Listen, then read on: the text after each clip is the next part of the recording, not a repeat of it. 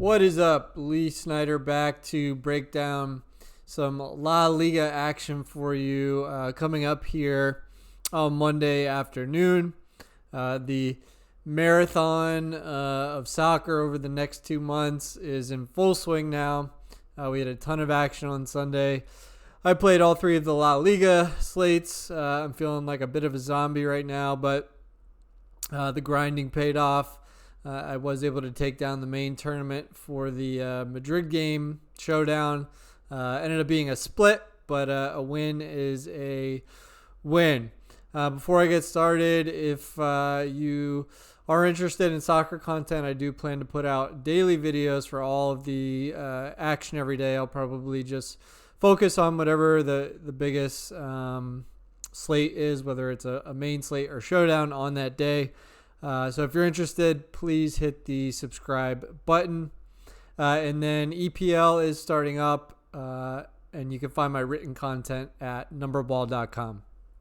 All right, so Monday looks like we are only going to have La Liga, but we've got 3 slates. We've got a 2-game slate, and then we have 2 showdowns with the same matches. So it looks like the 2-game here, we've got a 3K prize pool. The early showdown, what do we got? 8K, and then I think the big one is the afternoon, the Betis Granada match. Yeah, 35K. So some pretty good action here. I'm just going to break down both of these games, and it should be helpful whether you are playing either Showdown or the 2-game slate. I'm going to try to play all 3. We'll see how that goes. All right, so here's how the 4 teams break down in terms of how I project them offensively. Sevilla really stands out here, or Seville, however you prefer to say it. Really stands out here. So they're matched up with Levante, and they're projected, or at least I have them projected for almost double the DK points of Levante. You almost never see, when you're projecting a match, a disparity like that. So if we're talking about that showdown, I definitely want to go 5-1 stack in favor of Sevilla there. Maybe 4-2 to mix it up, but probably 5-1 will be preferable there. And if we're talking about the 2-game slate, that is the number 1 team I want to target. Not only are they projected to score the most goals, but they're projected to rack up the most peripheral points. So definitely a team that we want to focus on. And then the other match between Betis and Granada, they project actually identical. Look at that. So Betis is a favorite in that match, but in terms of fantasy production, they grade out evenly here. So, I think a 3-3 or a 4-2, either way is going to make sense there. And let's take a quick peek at the odds here, just to make sure I'm right about them being favored. All right, so Sevilla, a decent favorite there, no surprise. And yeah, Betis or Betis, minus 110. So they are the favorite in that match. They are at home. All right. Now I'm going to get into some specific plays from each game. Let's see here. All right, let's start with the Sevilla-Levante match. So as I said, I'm going to be targeting Sevilla here. A couple news and notes about the starting lineup. Let's go ahead and pull up the salaries on DraftKings. And we'll go by the 2-game slate here. All right. Haddadi is a player that graded out really well for me on the Showdown slate the other day. I guess he picked up a knock, so he's doubtful for this match, or at least questionable. It was notable that he did end up taking half of the set pieces with Joan Jordan. 11.6 floor points, a nice result there, and he does have scoring upside. If Haddadi is in, he is expensive, but given the matchup, I do like him a lot. Nonetheless, Sports Gambler here is predicting a front line of Suso, Youssef, and then Ariel. I think this is actually going to be a Campos, so that's who I'd look for there. Campos had a great game, an assist and a goal and a penalty, so he is the primary set piece taker, although Banega was not in the field. If Banega is on the field, there's a chance that Banega would take the set piece over him. I'm not even 100% sure that Banega is going to start because I think he's leaving the club in the near future at the end of the season, so I'm not sure. I think that's why he did not start the last match. So that's something to look out for. If Banega is on the field, he's going to be the primary set piece taker. When he was out, Jordan took over that role and split with Haddadi.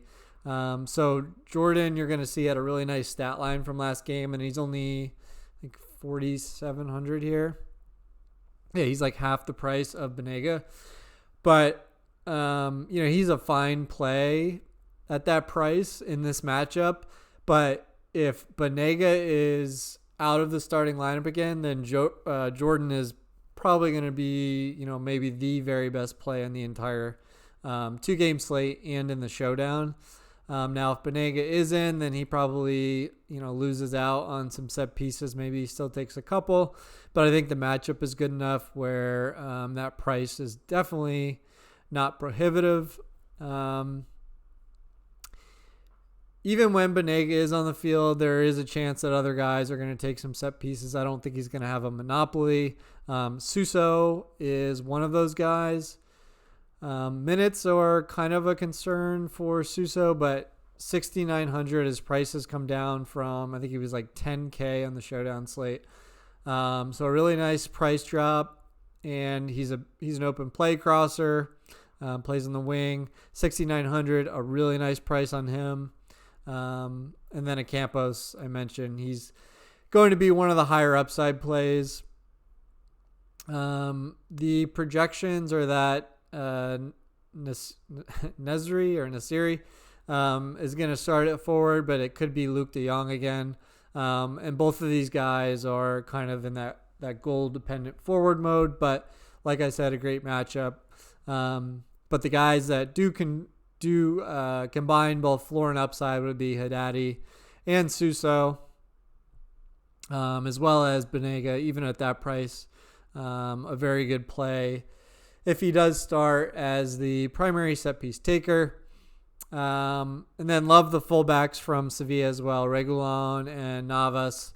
Both like to cross the ball, and both will get forward on those wings and be involved in the attack. So do like both of them as well. I mean, you basically can't go wrong, with any of these Sevilla plays, given how well their team does project from an offensive standpoint. There could be some value plays on the Levante side. They are the lowest projected team from an offensive perspective on the 2-game slate. But Jose Campana is doubtful for this game. He's usually going to take set pieces for them. So if he is out, Roquinha and Bardi could take over that role. And I think that, Roquinha is not cheap. Bardi a little more interesting at 5,400 there, although Roquinha is the more consistent fantasy producer. And I think, Mayoral at 4,900 is an interesting, low cost potential Goal scoring upside at 4,900 in a forward spot. Not the worst idea there. And then those are basically the plays that I'll be looking at. Of course, you can use Fernandez, the goalkeeper here, on the chance that he has a high save game. And this is the first time I'm looking at his game log, but wow. Shit, this guy, he's had some high save games. Look at that. 8 saves, 7 saves. All right, so certainly could be some merit to using Fernandez here at goalkeeper. I think there's even, you could use plays like Suso and Jordan and Banega, and they can hit value without scoring, just based on the number of crosses, shots, and chances created. I think they are going to have. Okay, let's go to the next match. And like I said, Betis is favored here, but the way they're projecting out for me, I think you can take either side of this in the showdown and in the 2-game slate. You're probably going to need to get some pieces in from here along with the Sevilla pieces. So let's start with Betis, the favored team here. The most talented player on Betis is Nabil Fekir. He's going to be the highest upside player. He also does take a share of set pieces. I think he is pretty expensive here, though. Yeah, 9,900. I rather, excuse me. I rather take Sevilla plays. I don't know that I want to spend up there for Fekir. At least we're talking on the 2-game slate, but certainly on the showdown, he could be an important piece. Set pieces for Betis are kind of all over the place. As I mentioned, Fekir takes some. If Joaquin starts as projected, he takes some. Teo took some when he started. I don't expect him to start again. And then Canales, central midfielder. He usually will have most of the set pieces, but then last match he didn't take any, and Teo and Fekir took them. So a little bit concerned about his price tag if he's not going to have a monopoly on set pieces. But nonetheless, he's a solid floor play. And I believe he does take penalty kicks for them. So he does have that upside. Laurent Marone could start 5,400. A cheap forward play there that probably has a better shot at scoring than Mayoral, I referenced from the prior game. So he's another guy to consider there. Emerson is a good fullback that gets involved in attack, although I do prefer the Sevilla options. All right, on the Granada side, Darwin Makis here, or Makis, I have no idea how you say that. He should have a monopoly of set pieces because Vidio and Montaro are out. So he's a solid play, but let's check the price on him. Yeah, again, 9,200. I'd rather just take Banega if he starts, or Haddadi if he starts. But nonetheless, Makis is a good play. Not a matchup to shy away from. And it is nice that you have a guy with a monopoly of set pieces there. Fernandez and Soldado, both kind of goal-dependent plays, but I don't mind using either of them here for the upside. Fulquay here, he was defender eligible the other day. They moved him over to midfield, but 4,600, not bad at all for a guy that's projected to play in the wing here. Fullbacks from Granada, not bad options here. Diaz and Neva. See the price on them. Yeah, a little bit cheaper than Sevilla, which I think is about appropriate. And I think so Fede Vico played half of the game. He came on at halftime, I believe, last match. He has taken set pieces in the past, so if he starts at 4,300, could be a really important value piece there, especially if Banega is in. Then I might consider Vico, in the same boat as Jordan, two guys who are not necessarily the primary taker, but could have a role on set pieces. And I guess I would give a slight edge to Jordan just because the matchup is better, but it depends where Vico's lined up. If he is like out on the wing, though I'm not sure if he plays centrally, but if he is out on the wing, he would be a little more intriguing there. But if he does end up centrally, not a bad play at 4,300. Like I said, I think this match can go either way, so you can utilize either goalkeeper here, depending on, if you're multi-entering, you can use both.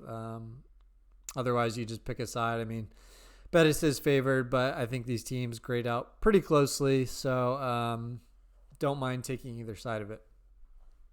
All right. That pretty much covers it. The main thing here is that based on this, it just looks like Sevilla is going to crush, so I want to get a ton of them both in that showdown and on the 2-game slate.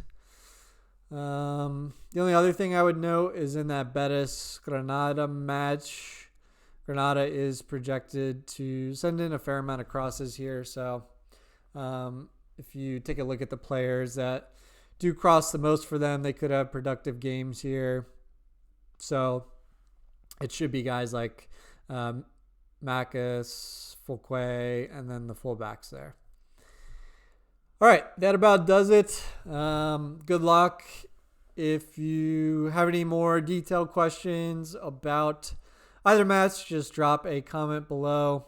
And again, if you're enjoying the content and do want to see more soccer content moving forward, please hit the subscribe button below. Tuesday, there is going to be a 3 or 4 game Bundesliga slate. I'll have a video out for that. And then Wednesday, the EPL returns, Man City, Arsenal, a massive 200K GPP showdown. So that's going to be a lot of fun to cover. And I will definitely have a video out for that. Until next time, hope you make some money out there, and good luck.